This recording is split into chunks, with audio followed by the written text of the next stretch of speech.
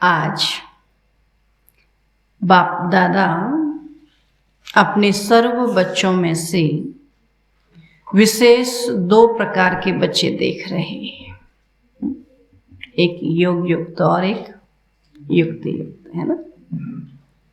बाबा कहते एक हैं सदा योग युक्त और हर कर्म में युक्ति युक्त। योग में बाबा कहते सदा रहते हैं और दूसरा कर्म करते हैं तो युक्ति से करते हैं। दूसरे योगी हैं लेकिन सदा योग युक्त नहीं, योग लगाते हैं लेकिन सदा के योगी नहीं। तो बाबा ने कहा सदा योग युक्त नहीं है और सदा हर कर्म में स्वतः युक्ति युक्त नहीं। युक्ति युक्त करते हैं लेकिन सदा हर कर्म में युक्ति युक्त नहीं। मनसा व बोल कर्म तीनों में से कभी किसमें और कभी किसमें युक्ति युक्त नहीं। बाबा कहते कभी मनसा में युक्ति युक्त नहीं, कभी बोल में और कभी कर्मणा में नहीं। वैसे ब्राह्मण जीवन अर्थात स्वतः योग युक्त और सदा युक्ति युक्त, जो ब्राह्मण जीवन है, बाबा कहते ब्राह्मण बने ही तब हैं, ब्राह्मण कहेंगे ही तब जब बाबा याद रहे, है ना। तो बाबा ने कहा ब्राह्मण जीवन सदा ही क्या है, स्वतः योग युक्त और सदा युक्ति युक्त है। तो ब्राह्मण जीवन की अलौकिकता व विशेषता वो न्यारा और प्यारापन यही है योग युक्त और युक्ति युक्त। जो ब्राह्मण बाबा कहते न्यारे और प्यारे इसीलिए लगते हैं क्योंकि वो योग युक्त हैं और युक्ति युक्त हैं। लेकिन कोई बच्चे इस विशेषता में सहज और नेचुरल चल रहे हैं और कोई अटेंशन भी रखते हैं। बाबा कहते फिर भी सदा दोनों बातों का अनुभव नहीं कर सकते। इसका कारण क्या है? बाबा कहते कि कई बच्चे विशेषता में सहज और नेचुरल चल भी रहे हैं और कोई अटेंशन भी रखते हैं, लेकिन फिर भी सदा दोनों बातों का अनुभव नहीं कर सकते हैं, योग युक्त और युक्ति युक्त नहीं रह सकते। इसका कारण क्या है? नॉलेज तो सभी को है और लक्ष्य भी सभी का एक ही है। बाबा कहते ज्ञान सभी को है और लक्ष्य भी सभी का है, फिर भी कोई लक्ष्य के आधार से इन दोनों लक्ष्य अर्थात योग युक्त और युक्ति युक्त स्थिति की अनुभूति के समीप हैं। और कोई कभी फास्ट पुरुषार्थ से समीप आते, लेकिन कभी समीप और कभी चलते चलते कोई न कोई कारणवश रुक जाते, है ना। बाबा के चल दोनों रहे, लेकिन कोई न कोई कारण बीच में आ जाता है, इसलिए सदा लक्षण के समीप अनुभूति नहीं करते। कहते हम योग लगाते तो हैं, हाँ, लेकिन लगता नहीं, पता नहीं कहाँ बुद्धि चली जाती है ना। बाबा कहते अपने को उस लक्षण के बाबा कहते लक्ष्य के समीप नहीं समझते, लक्षण के अनुभूति नहीं करते हैं कि हम योगी बन गए हैं, ड्रेस है, सब कुछ खान पान शुद्ध है, लेकिन जो अनुभूति होनी चाहिए शांति की, शक्ति की, वो नहीं होती। तो सर्व ब्राह्मण आत्माओं में से इस श्रेष्ठ लक्ष्य तक नंबर 1 समीप कौन? तो बोला ब्रह्मा बाबा। ब्रह्मा बाबा क्या है? नंबर 1 गया है ना। बाबा से दिखाई देता है ना, योगी भी दिखाई देता, हर कर्म भी बाबा युक्ति युक्त चलते। तो बाबा ने क्या विधि अपनाई जो इस सिद्धि को प्राप्त किया? सदा योग युक्त रहने की सरल विधि है। सदा अपने को सारथी और साक्षी समझ चलना। कि मैं इसका क्या हूं? सारथी हूं, उसके द्वारा कर्म कराने वाला हूं। और साक्षी, जो जैसा है उसको वैसा ही देखना। तो सदा अपने को सारथी और साक्षी समझ चलना। तो आप सभी श्रेष्ठ आत्माएं इस रथ के सारथी हो। इस रथ को चलाने वाले को सारथी का। रथ को चलाने वाली आत्मा सारथी हो, यह स्मृति स्वतः ही इस रथ अथवा देह से न्यारा बना देती है। ये रथ अलग है और मैं सारथी अलग हूं। मैं आत्मा इस रथ को चला रही हूं, तो दोनों का अलग अलग भान रहता है ना, देह अभिमान नहीं रहता है। तो बाबा के देह से न्यारा बना देती है। तो किसी भी प्रकार के देह भान से न्यारा बना देती है। और देह भान नहीं, बाबा अभिमान नहीं कहता, देह भान कहता। मैं आत्मा हूं और मैं शरीर हूं, दो अलग अलग चीजें है ना। अभी तो क्या रहता है? मैं शरीर हूं, शरीर का भान ज्यादा रहता है ना। बाबा कहते हैं मैं आत्मा हूं, ये पक्का हो जाए, ये देह भान जो है वो बिल्कुल खत्म हो जाए, है ना। बाबा कहते देह भान नहीं तो सहज योग युक्त बन जाते और हर कर्म में योग युक्त युक्ति युक्त स्वतः ही हो जाते हैं। तो स्वयं को सारथी समझने से सर्व कर्मेंद्रियां अपने कंट्रोल में रहती है। मैं सारथी हूं और सारथी क्या करता है? घोड़ों को अपने वश में रखता है ना। तो ये कर्मेंद्रियां भी क्या है? मुझ आत्मा के घोड़े, इनको क्या करना? अपने वश में रखना। तो सर्व कर्मेंद्रियां अपने कंट्रोल में रहती हैं, अर्थात सर्व कर्मेंद्रियों को सदा लक्ष्य और लक्षण की मंजिल के समीप लाने की कंट्रोलिंग पावर आ जाती है ना। स्वयं सारथी किसी भी कर्मेंद्रिय के वश नहीं हो सकता। अभी तो क्या होता है, जैसे आंखें चाहती वैसा हम कर लेते, जैसा मुख चाहता क्या कहते हैं, कंट्रोल ही नहीं होता है। लेकिन जो सारथी समझ के चलेगा तो वो क्या करेगा? सर्व कर्मेंद्रियों को अपने वश में कर लेता, तो कंट्रोलिंग पावर आ जाती। तो स्वयं सारथी किसी भी कर्मेंद्रिय के वश नहीं हो सकता, क्योंकि माया जब किसी के ऊपर भी वार करती है तो माया के वार करने की विधि यही होती है कि कोई न कोई स्थूल कर्मेंद्रियां अथवा सूक्ष्म शक्तियां मन बुद्धि संस्कार के परवश बना देती है ना। आत्मा का अपने ऊपर से कंट्रोल हटके वो क्या करती है? कर्मेंद्रियों के वशीभूत हो जाती है। आप सारथी आत्माओं को जो महामंत्र वशीकरण मंत्र बाप से मिला हुआ है, उसको परिवर्तन कर वशीकरण के बजाय वशीभूत बना देती है। बाबा कहते, बाबा ने जो परिवर्तन का मंत्र दिया है कि अपने को क्या क्या करना? परिवर्तन करना। लेकिन परिवर्तन के बजाय वशीकरण के बजाय क्या हो जाते? वशीभूत हो जाते हैं।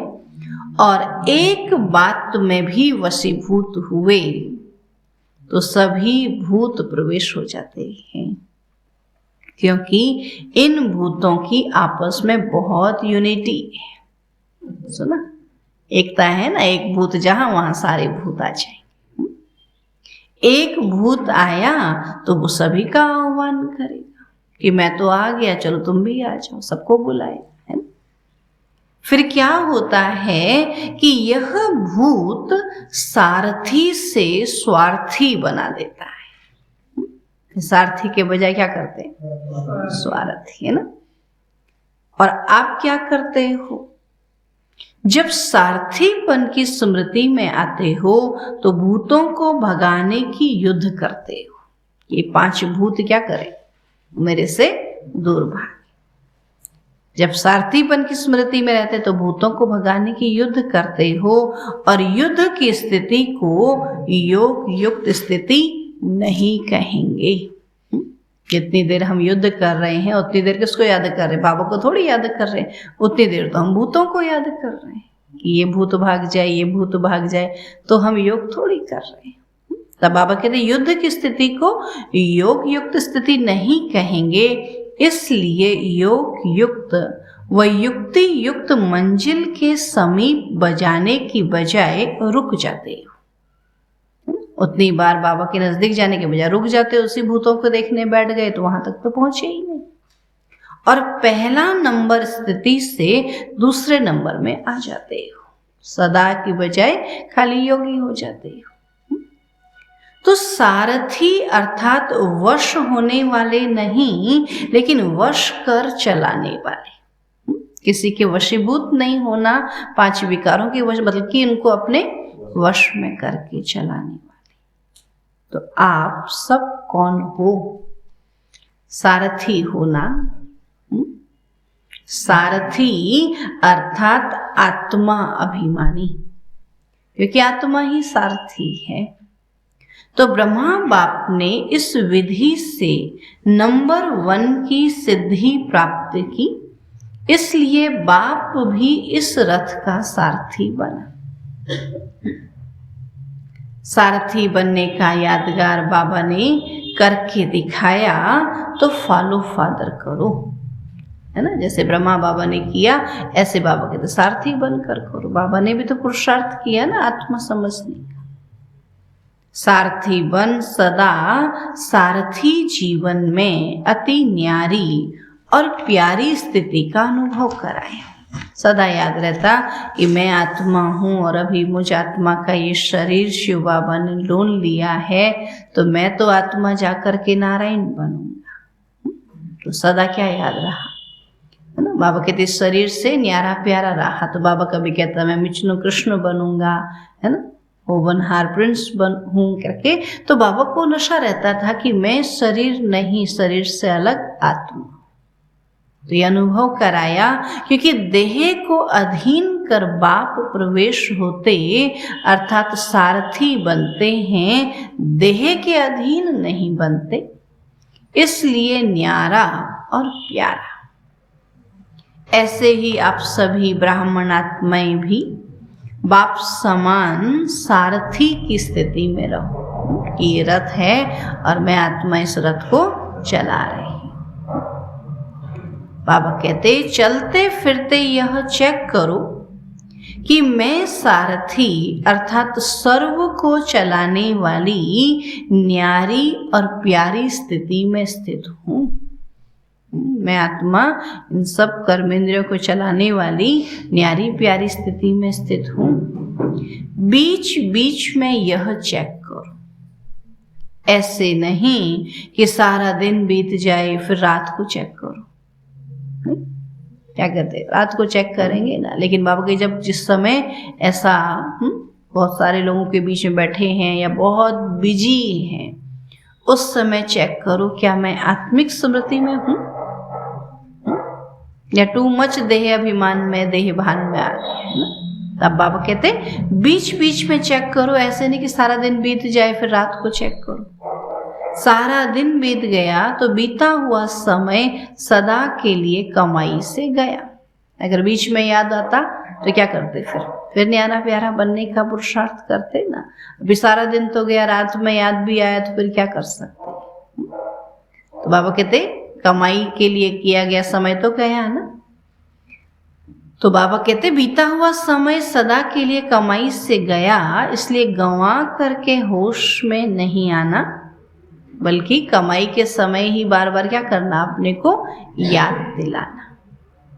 तो यह स्वतः नेचुरल संस्कार बनाओ। कौन सा? चेकिंग का, कि बार बार देखो कि मेरी स्थिति क्या है, मैं आत्मिक स्मृति में हूँ या देह भान में।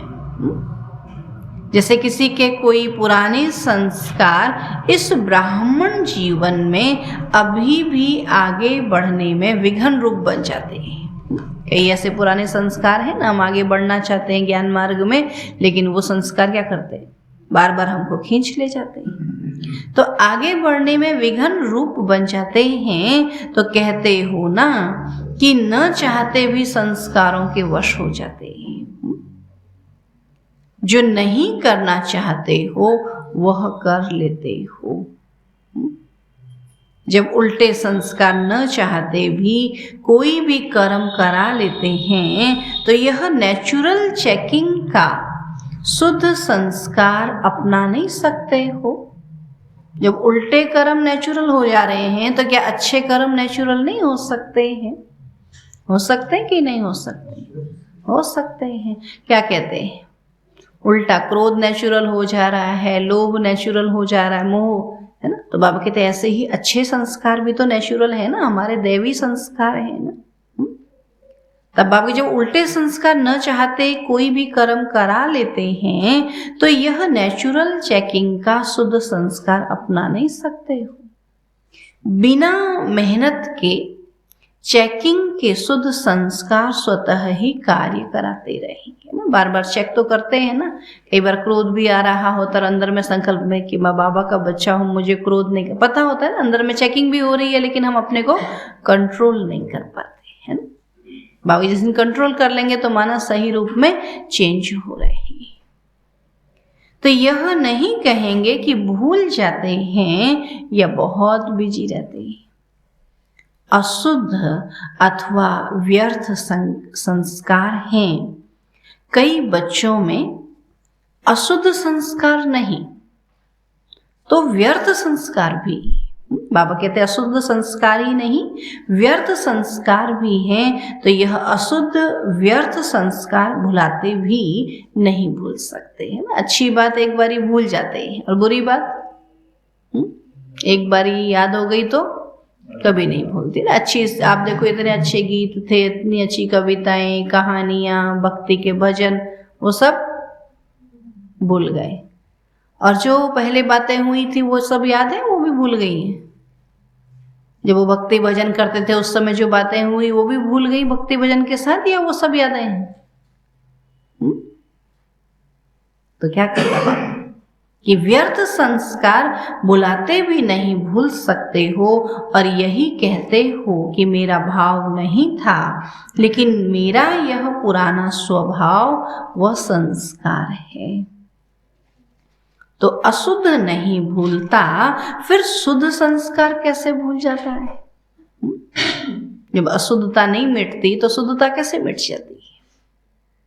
तो सारथीपन की स्थिति स्वतः ही स्व उन्नति के शुद्ध संस्कार इमर्ज करती है और नेचुरल समय प्रमाण सहज चेकिंग होती रहेगी, है ना। जितना बाबा कहते सारथी स्वरूप में रहेंगे, आत्मिक स्वरूप में रहेंगे, उतना नेचुरल चेकिंग होती रहेगी। और सारथीपन ही भूल गया, मैं आत्मा हूं ही भूल गया, फिर तो कौन से संस्कार रहेंगे?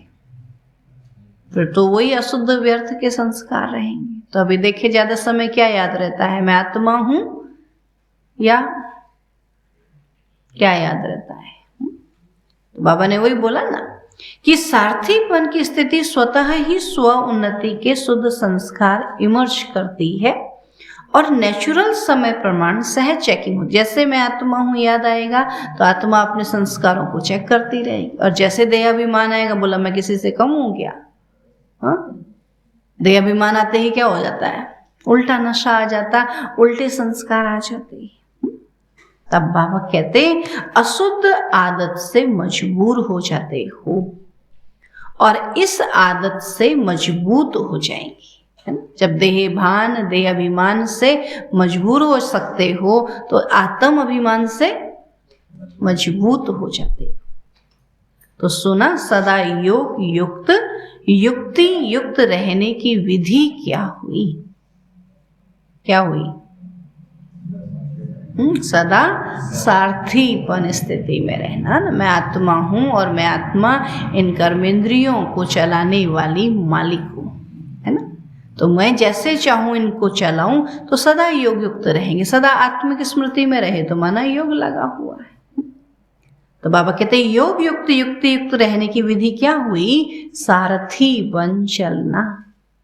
और सारथी स्वतः ही साक्षी हो, कुछ भी करेंगे, देखेंगे, सुनेंगे। जब सारथी बन के रहेंगे तो साक्षी होके देखेंगे। बोला आत्मा हूँ, हर एक आत्मा का पाठ है, तो सबको क्या करेंगे? साक्षी होके देखेंगे। ये नहीं कहेंगे ये ऐसा क्यों करता, ये ऐसा क्यों करता।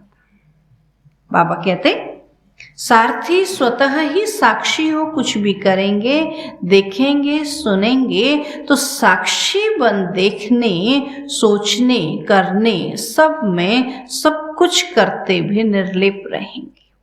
अर्थात माया के लेप से न्यारे रहेंगे ना। सब कुछ करेंगे लेकिन साक्षी होके देख रहे हैं, तो फिर किसी भी, बाबा कहते लेप छेप में मना, कहीं लोभ नहीं आएगा, कहीं मोह नहीं आएगा, कहीं है ना कोई भी विकार, क्रोध नहीं आएगा। अभी क्या होता है, साक्षी होने के बजाय हम उस बात में घुस जाते हैं तो क्रोध भी आता है, जोश भी आता है, लोभ भी, मोह सब आ जाता है। न्यारे प्यारे नहीं रह सकते। तो बाबा कहते हैं साक्षी बन देखने से, करने से, सब में सब कुछ करते भी निर्लेप रहेंगे, अर्थात माया के लेप से न्यारे रहेंगे। तो पाठ पक्का किया ना?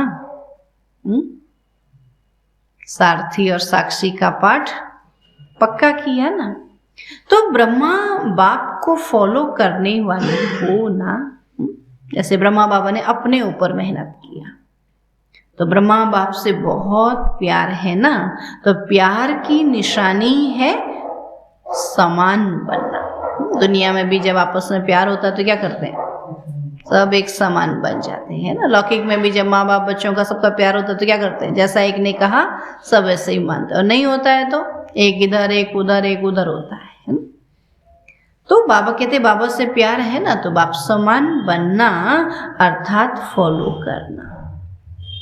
फिर बाबा टीचर्स से कहते कि सभी टीचर्स का बाप से कितना प्यार है। बाप सदा टीचर्स को अपने सेवा के समीप साथी समझते हैं, तो पहले फॉलो टीचर्स करेंगी ना। इसमें सदा यही लक्ष्य रखो कि पहले मैं। पुरुषार्थ में बाबा कहते पहले मैं। ईर्ष्या में पहले मैं नहीं, वो नुकसान करती है। शब्द वही है पहले मैं। ईर्ष्या में पहले मैं में अभिमान आएगा, और बाबा कहते यहाँ पहले मैं पुरुषार्थ में निर्माणता आएगी। शब्द वही है पहले मैं, लेकिन एक है ईर्ष्यावश पहले मैं। तो इसमें पहले के बजाय कहाँ लास्ट पहुंच जाता, फर्स्ट से लास्ट आ जाता। और फॉलो फादर में पहले मैं कहा और किया, तो फर्स्ट के साथ में आप भी फर्स्ट हो जाएंगे। सुना? जब पुरुषार्थ में फर्स्ट की मैं किया तो फर्स्ट में आ जाएंगे, और देहाभिमान में मैं किया, ईर्ष्यावश में किया तो लास्ट में चली जाएंगे। तो बाबा ब्रह्मा बाबा फर्स्ट है ना, तो सदा यह लक्ष्य रखो कि टीचर्स अर्थात फॉलो फादर, और नंबर 1 फॉलो फादर। जैसे ब्रह्मा नंबर 1 बना, तो फॉलो करने वाले भी नंबर 1 का लक्ष्य रखो। टीचर्स सभी ऐसे पक्की है ना, हिम्मत है फॉलो करने की, क्योंकि टीचर्स अर्थात निमित्त बनने वाले।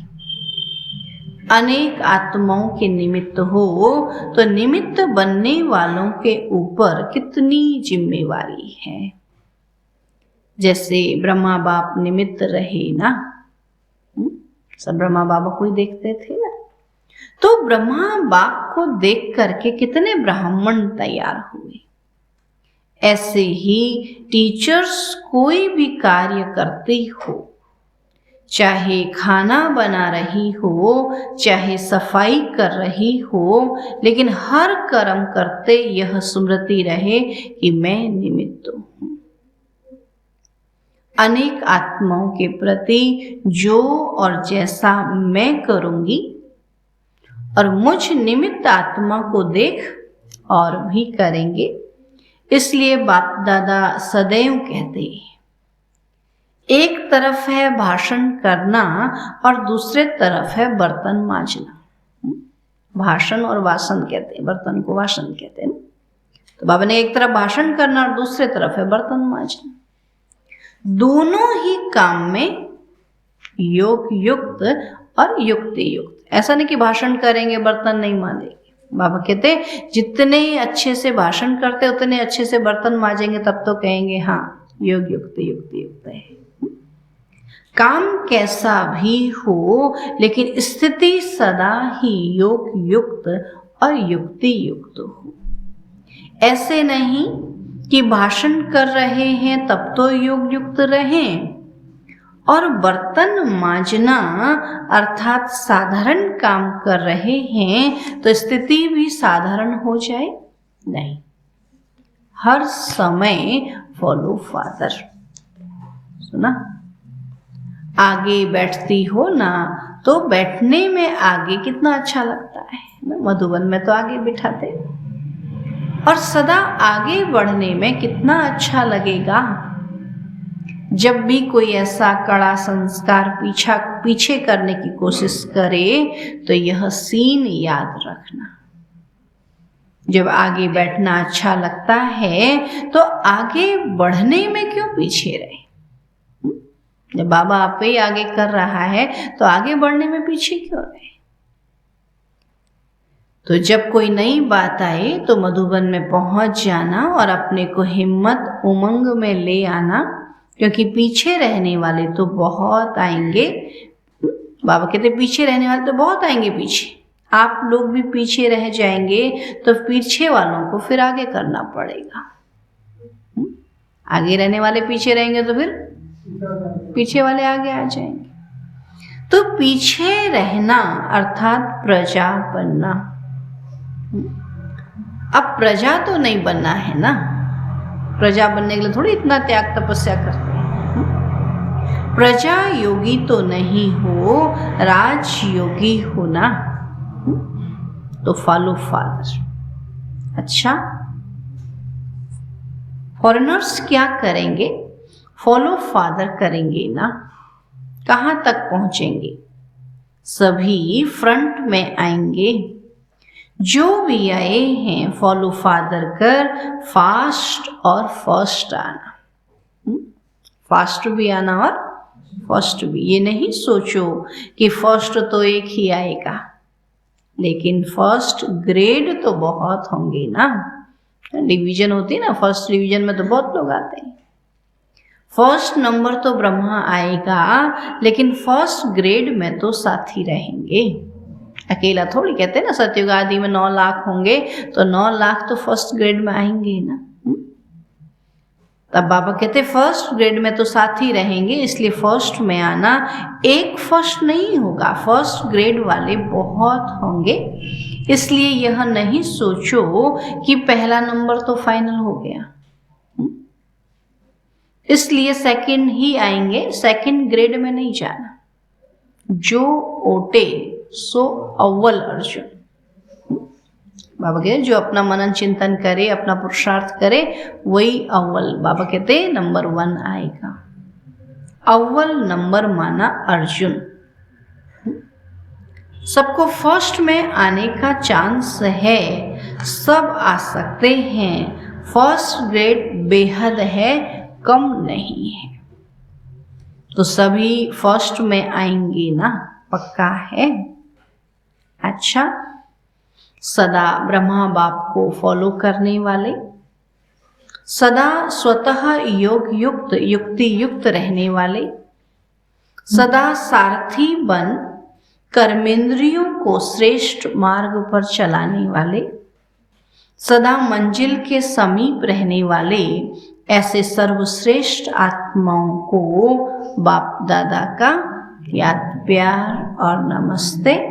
हम रूहानी बच्चों की रूहानी बाप दादा को नमस्ते नमस्ते नमस्ते। अव्यक्त बाप दादा के जोन वाइज उच्चारे हुए मधुर महावाक्य इंदौर जोन के लिए बाबा बोले कि बाप दादा की श्रेष्ठ मत ने श्रेष्ठ गति को प्राप्त करा लिया। ऐसा अनुभव करते हो ना कि हम श्रेष्ठ मत पर चले तो हमारी श्रेष्ठ गति हो गई है ना। कोटों में कोई में भी कोई विशेष आत्मा बन गए ना, जिसको कोई जानता नहीं था। भगवान के बनने से अभी क्या हो गया, सबकी नज़र में आ गए। भगवान की नज़र में आए तो सबकी नज़र में ना। वैसे कहते थे, कई कहते हैं हमको कोई पूछता भी नहीं था और जब से यहाँ आने लगे हैं तब से कहते यहाँ क्यों जाते हो, यहाँ क्यों जाते हो, और सब हमको पकड़ने लगे। वैसे कोई बात भी नहीं करता था। मैंने कहा विशेष आत्मा हो ना, वैसे कोई नहीं, लेकिन यहाँ आने से क्या हो गए, विशेष हो गए। तो बाबा ने कहा बाबा की मत पर चले तो श्रेष्ठ गति को प्राप्त करा लिया। ऐसा अनुभव करते हो ना। जैसी मति वैसी गति होती है। तो बाप की श्रेष्ठ मत है तो गति भी श्रेष्ठ होगी ना। कहते हैं कि जैसी अंत मते वैसी गति। तो यह क्यों गाया हुआ है, क्योंकि शिव बाबा चक्र के अंत में ही आकर श्रेष्ठ मत देता है। सुना, कल्प के अंत में संगम युग पर ही आकर के श्रेष्ठ मत देता है। तो अंत समय पर श्रेष्ठ मत लेते। जहाँ इतना दुनिया में हाहाकार ना, कहते हैं हमको कहाँ टाइम है, इतना दुख लगा पड़ा, इतनी अशांति, इतनी परेशानी, बिजी हैं, और ऐसे समय में जो भगवान को याद करेगा तो उसकी तो श्रेष्ठ गति होगी ना। बाबा कहते तो अंत समय पर श्रेष्ठ मत लेते हो और अनेक जन्म सदगति को प्राप्त करते हो। तो इस समय बेहद की अंत मते सुगते श्रेष्ठ हो जाती है। एक दो की नहीं, बेहद की। तो इस समय का ही यादगार फिर भक्ति में चला आता है। एक जन्म की श्रेष्ठ मत से कितने जन्म तक श्रेष्ठ गति प्राप्त करते हैं ना। एक जन्म ज्ञान लिया तो बाबा कहते 21 जन्म तो श्रेष्ठ हुए ही हुए, 63 जन्म भी पूज्य रहे, भक्ति मार्ग में पूजनीय बने ना। तब बाबा कहते 84 जन्म श्रेष्ठ हो जाता है। तो एक सब बाबा कहते इसी यादगार क्यों बने, क्योंकि इस समय याद में रहकर कर्म करते हो। बाबा के तुमने याद में रहकर कर्म किए तो भक्त तुम्हारी याद में रह करके फिर कर्म करते हैं। हर कर्म का यादगार बन गया। आप अमृत वेले विधि पूर्वक उठते हो तो देखो आपके यादगार चित्रों में भी विधि पूर्वक उठाते हैं। कितना प्यार से उठाते हैं, घंटी शंख बजाएंगे उनको प्यार से उठाते हैं।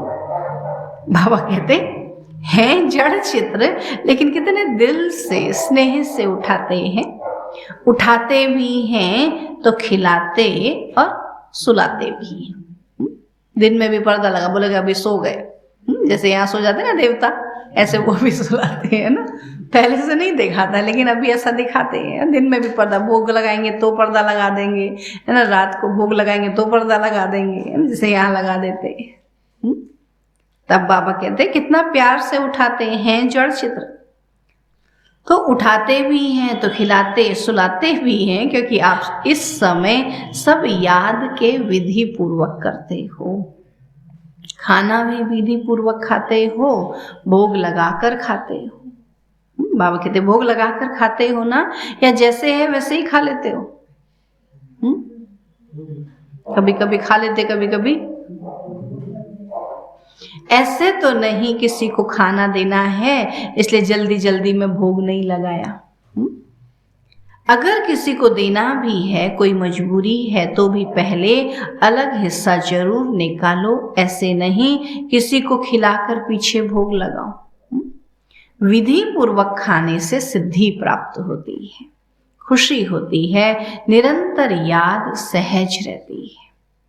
तो अमृत वेले से लेकर रात तक जो भी कर्म करो याद के विधि पूर्वक करो, तब हर कर्म की सिद्धि मिलेगी। तो सिद्धि अर्थात प्रत्यक्ष फल प्राप्त होता है। भविष्य में तो मिलेगा ही मिलेगा, लेकिन अभी भी बाबा कहते उसका प्रत्यक्ष फल प्राप्त होता है, सबसे बड़ी ते बड़ी सिद्धि है प्रत्यक्ष फल के रूप में अति इंद्रिय सुख की अनुभूति होना। शरीर में कितने ही दुख कष्ट हों भले, लेकिन आत्मा क्या है?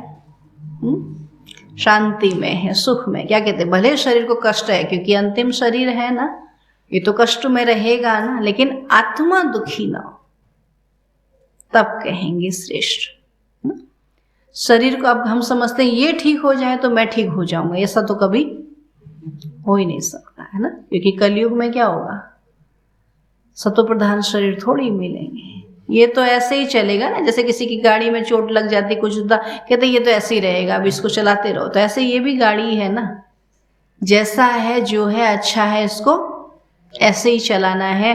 हम भगवान से बैठ के प्रार्थना करें, भगवान इसको पहले ठीक कर दे फिर मैं चलूंगा, कभी ठीक नहीं होने वाला और मैं कभी चलने वाला नहीं, है ना। तो ऐसा नहीं है, बाबा कहते जैसा है अच्छा है। तो अति इंद्रिय सुख तो मिला ना, बाबा मिला, सब कुछ मिला, बाकी ये शरीर की चाहना नहीं रखना। अभी कई लोग बोलते हैं एक बार बाबा से कह दो ना इसको ठीक कर दे, मैंने ऐसा तो होने वाला नहीं है। ये तो सही है कि गलत है? सही है ना। ये तो दिनों दिन क्या होने वाला है? पुराना होने वाला है ना। गाड़ी पुरानी हो जाए उसको नई नहीं कर सकते, हाँ नई गाड़ी ले सकते हो, ऐसा अभी ऐसे इसके लिए सोचो तो ये पुरानी है इसको ठीक नहीं कर सकते, लेकिन क्या कर सकते हो? अभी क्या कहते हैं, वो गाड़ी के लिए कहेंगे नहीं ले लेते, इस गाड़ी के लिए इसके लिए कहते नहीं यही ठीक कर दो। तो इसके लिए भी तो जल्दी जल्दी पुरुषार्थ करो और नई गाड़ी ले लो। क्यों इसकी एडक कर रहे हो? हाँ, क्यों इसको ठीक करने में लगे हो? अच्छा पुरुषार्थ करो, अच्छी मेहनत करो, नई गाड़ी लो, है ना। तो इसकी चिंता नहीं करना। तो बाबा कहते अति इंद्रिय सुख में रहना, दुखी नहीं रहना, हाय ये हाय वो नहीं। बाबा मिल गया हमको, इतना बड़ा बाबा राजाई दे रहा है, तो अति इंद्रिय सुख की अनुभूति कमाई जिसकी होगी, है ना। अब कम पता है ना कमाई कर नहीं रहे तो कमाई करो ना पुरानी गाड़ी से, अच्छे से बाबा को याद करो ना। तो सदा सुख की लहरों में, खुशी की लहरों में लहराते रहेंगी। पहले प्रत्यक्ष फल मिलता है, फिर भविष्य फल मिलता है ना। अगर अभी बाबा से हमने अतीन्द्रिय सुख नहीं लिया तो फिर कैसे भविष्य सुख मिलेगा? तो इस समय का प्रत्यक्ष फल अनेक भविष्य जन्मों के फल से श्रेष्ठ है। सुना, इस समय जो अतीन्द्रिय सुख मिला, वो कहते ना कहाँ मिलेगा बाबा ऐसा सतयुग में तेरा प्यार। जो इस समय प्यार मिलता, बाबा कहते उससे भी श्रेष्ठ अभी का समय। अगर अभी प्रत्यक्ष फल नहीं खाया तो सारे कल्प में कभी भी प्रत्यक्ष फल नहीं मिलेगा। अभी 2 घंटा हम बैठ के बाबा को याद नहीं कर सकते, बाबा से योग का रस नहीं ले सकते, सतयुग में जाएंगे तो क्या सुख मिलेगा? पहले जब अभी योग नहीं लगेगा, पहले तो वहां जाएंगे नहीं। तो सुख तो अभी है ना। जब किसी का अच्छा से योग लग जाता है, क्या कहते हैं, आज बड़ा अच्छा लगा। अभी तक ऐसा किसी को हुआ कि नहीं? बैठते ही नहीं है, तो ये सुख कहाँ से मिलेगा? तब बाबा कहते पहले प्रत्यक्ष फल अभी अभी किया, अभी अभी मिला, इसको कहते हैं प्रत्यक्ष फल। और सतयुग में भी जो फल मिलेगा वह इस जन्म का मिलेगा, दूसरे जन्म का नहीं। लेकिन यहां जो मिलता है वह प्रत्यक्ष फल अर्थात अभी अभी का फल है। तो प्रत्यक्ष फल से वंचित नहीं रहना, सदा फल खाते रहना। यह प्रत्यक्ष फल अच्छा लगता है ना, ऐसा भाग्य कभी सोचा था? घर बैठे भगवान मिलेगा, घर बैठे सब कुछ मिलेगा, कोई चीज की कमी है? जो कहा जो सोचा बाबा वो दे रहा है। तब बाबा कहते ऐसा कभी सोचा था भगवान द्वारा फल मिलेगा? यह तो स्वप्न में भी नहीं था। तो जो बात ख्याल ख्वाब में भी नहीं हो वो हो जाए तो कितनी खुशी होती है। कई बार अपने आप में आता अंदर में, मुझे भगवान मिला, कोई साधारण चीज नहीं होता है ना। कई बार किसी कहने में कुछ ऐसी बात आ जाती है तो अंदर में फिर संकल्प उछलते हैं, तो फिर लगता है मुझे तो कौन मिला है, दुनिया में 1-2 चीजें मिलती हैं, इतना खुश हो जाते हैं, और हमको भगवान मिला है तो भी क्या करते रहते हैं, लटके रहता है। दुनिया में थोड़ी धन दौलत मिली, खुश हो गए, और अरे हमको तो सबसे बड़ी दौलत मिल गई, जिसके हाथ में सब कुछ है वो हमको मिल गया ना, तो इससे बड़ा क्या, जो सोचा भी नहीं था वो मिल गया ना। जो ख्याल ख्वाब में भी नहीं हो और वो हो जाए तो कितनी खुशी होती है। आजकल की अल्पकाल की लॉटरी होती है तो भी कितनी खुशी होती है, और यह प्रत्यक्ष फल सो भविष्य फल हो जाता है। केवल याद रखने की तो बात है ना कि मुझे मिला क्या है, और वही हम याद नहीं कर पाते। मुझे मिला कौन है, उससे मिला क्या है, सोचो। तो यही तो प्रत्यक्ष फल है। जैसे किसी को कोई चीज मिलता है तो उसको बार बार वो क्या करता है, देखता है ना, चिंतन करता है ना, तो ऐसे हमको भी चिंतन करना। तो ये प्रत्यक्ष फल सो भविष्य फल हो जाता है। तो नशा रहता है ना, या कभी कम कभी ज्यादा तो नहीं, सदा एक रस स्थिति में उड़ते चलो।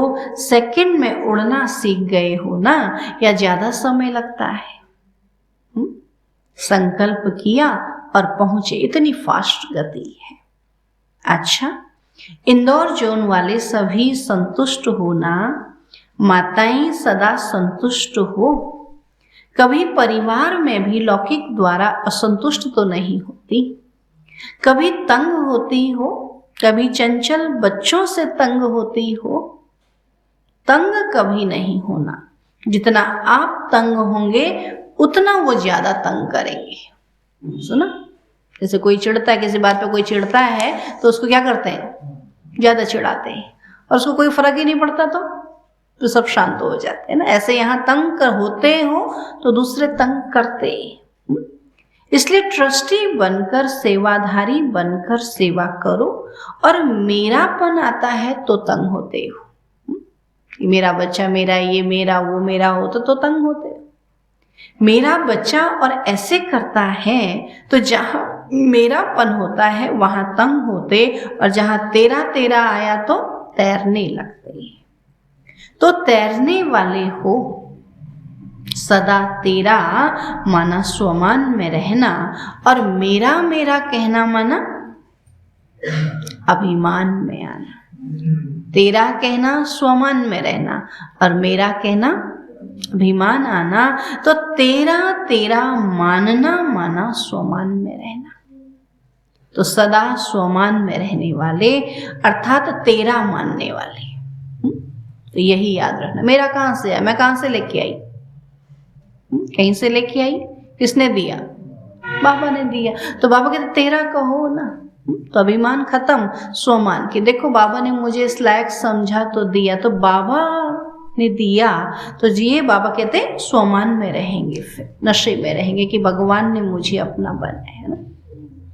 अच्छा, डबल फॉरेनर्स भी सिकील अधे हैं, थोड़े हैं, कितनी खुशी रहती है, उसका वर्णन कर सकते हो। बेहद का बाप है तो प्राप्ति भी बेहद की है। इसलिए हद की गिनती नहीं कर सकते कि बाबा से क्या मिला, तो उसकी गिनती नहीं कर सकते। बेहद का बाप तो प्राप्ति भी बेहद की।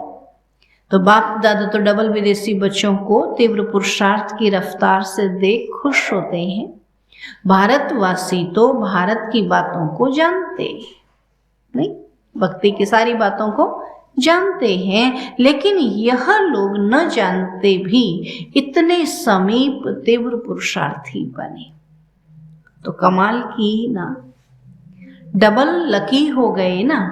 और भारतवासियों को क्या नशा है कि हम ही हर कल्प में अविनाशी भारतवासी बनेंगे। अभी भी भारतवासी हैं, और हर कल्प में हम क्या बनेंगे, अविनाशी भारतवासी। सतयुग से लेकर के इस समय तक सदा बाबा कहते अविनाशी भारतवासी बनेंगे। ये नशा है ना, अविनाशी खंड भारत है, और हर एक का अपना अपना नशा है। तो सभी को भारत में ही आना पड़ेगा ना। और आप बैठे ही भारत में, वो तो कुछ देर के लिए आते ही, और हम तो रहते ही भारत में। अच्छा, ओम शांति। आज का वरदान है, अपने मस्तक द्वारा तीसरे नेत्र का साक्षात्कार कराने वाले सच्चे योगी भव।